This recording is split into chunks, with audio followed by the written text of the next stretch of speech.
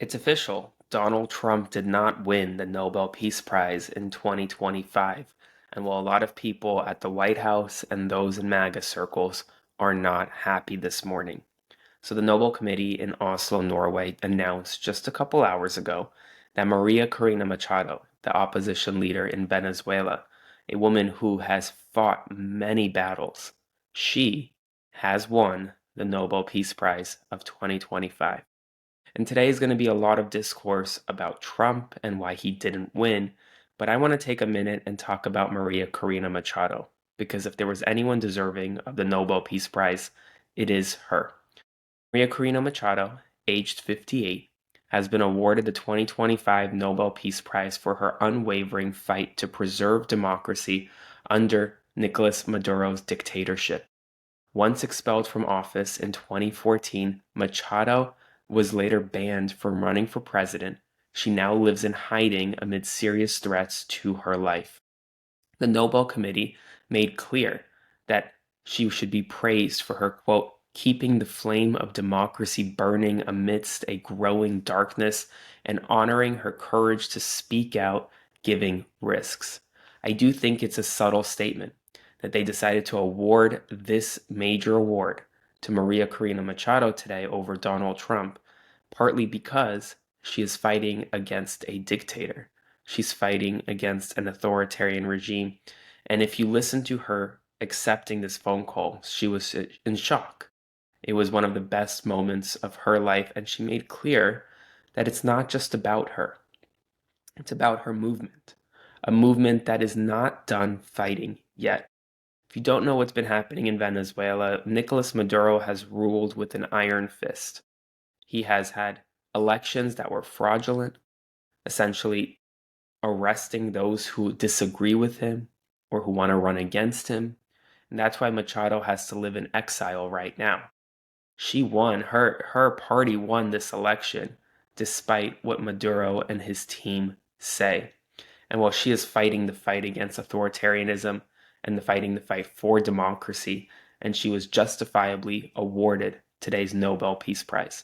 But it's obviously ruffling a lot of feathers within the White House and within MAGA circles, because following the award to Machado, those around Donald Trump became very upset.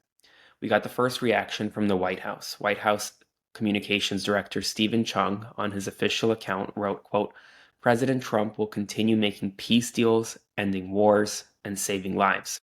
He has the heart of a humanitarian, and there will never be anyone like him who can move mountains with the sheer force of his will. The Nobel Committee proved they place politics over peace.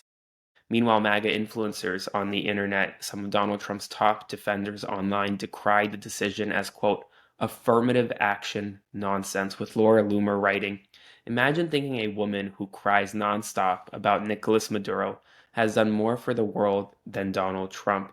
What an absolute joke. Everyone knows that Donald Trump deserves a Nobel Peace Prize.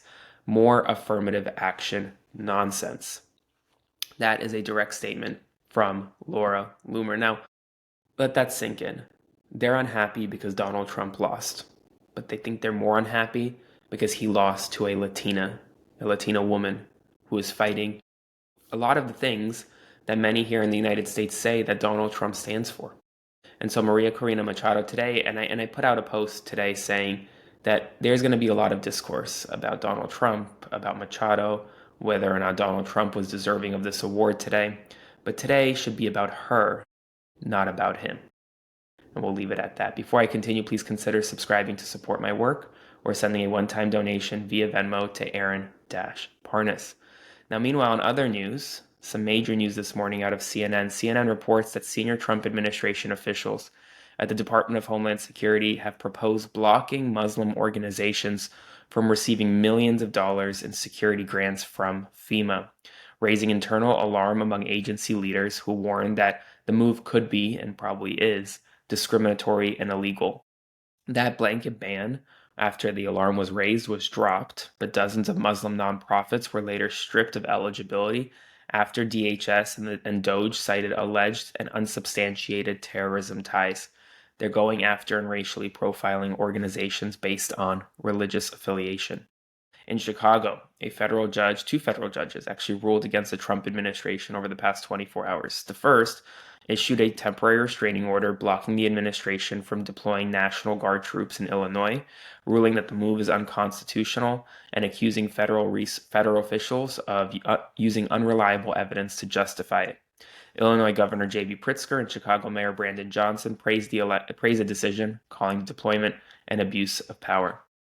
In addition, a federal judge in Illinois issued a temporary restraining order restricting federal agents from using force or chemical weapons against ICE protesters following viral footage of a Chicago pastor being shot in the face with pepper balls while praying outside of a detention facility. The 14-day order bans DHS agents, including those with ICE and Customs and Border Patrol, from firing tear gas, pepper balls, or forcibly dispersing peaceful demonstrators and journalists, except when there is a credible safety threat. We're now learning that nearly half of FBI agents in the United States major field offices have officially been reassigned to assist with immigration enforcement, according to new data released by Senator Mark Warner from Virginia. This is a major shift in priorities from this administration.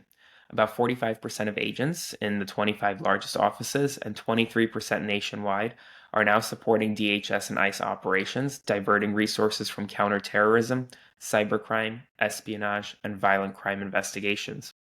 NBC News has found that several OpenAI models, including versions used in ChatGPT, can be, quote, jailbroken to bypass safety systems and generate instructions for creating biological, chemical, and nuclear weapons, raising major security concerns about AI misuse.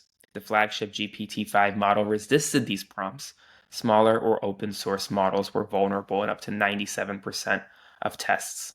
JP Morgan Chase has mandated employees at its new $3 billion New York headquarters to provide biometric data such as fingerprints or eye scans for building access, reversing its earlier plan to make the participation voluntary.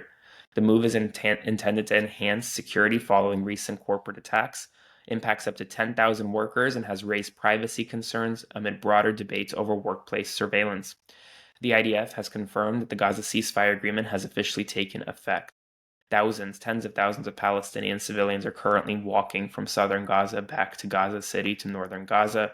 And according to Gaza's health ministry, 17 Palestinians were killed and 71 injured in the last 24 hours, bringing the total death toll to 67,211 since October 7th of 2023, when this war began.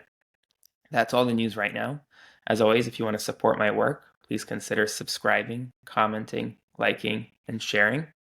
More to come soon. Today is a very big day for peace, a very big day for Maria Corina Machado. See you soon.